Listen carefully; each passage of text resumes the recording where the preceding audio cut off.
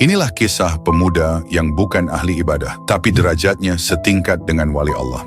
Pada sekitar abad ke-5 Hijriah, di sebuah wilayah bernama Kharaqan, wilayah Persia, pernah hidup seorang waliullah bernama Syekh Abu Hasan Al-Kharaqani. Pada suatu hari seorang muridnya bertanya kepadanya, Wahai Syekh, di tengah banyaknya ahli ibadah dan ulama besar di kota ini, siapakah sebenarnya sosok yang paling mulia kedudukannya di sisi Allah saat ini? Sang murid mengira gurunya akan menyebut nama seorang ulama besar atau ahli ibadah yang jidatnya hitam karena sujud. Syekh menjawab, Ikutlah denganku. Kita ke masjid besar, Guru? tanya sang murid sembari bergegas menyusul. Tidak, kita ke pasar. Mereka bergegas berjalan menuju pasar. Tiba di sudut pasar, sang guru menunjuk seorang pemuda yang pakaiannya penuh tambalan dan baunya tidak sedap karena pekerjaannya adalah membersihkan kotoran dan sampah pasar.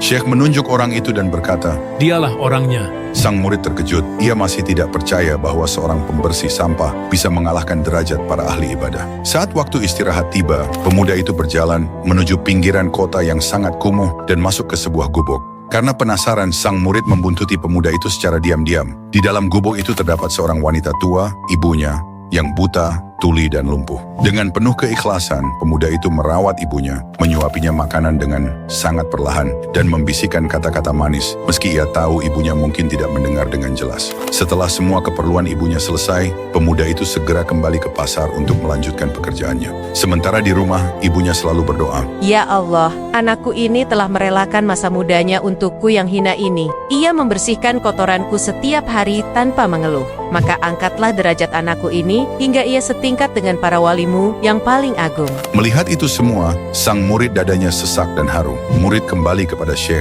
dan menceritakan semuanya. Syekh tersenyum tipis dan berkata, Engkau melihatnya sekarang, banyak orang mencari Tuhan di dalam masjid dengan dahi yang sujud. Tetapi pemuda itu menemukan Tuhan di telapak kaki ibunya. Ia bukan menjadi mulia karena ilmu atau zikirnya yang panjang, melainkan karena doa ibunya yang menembus langit.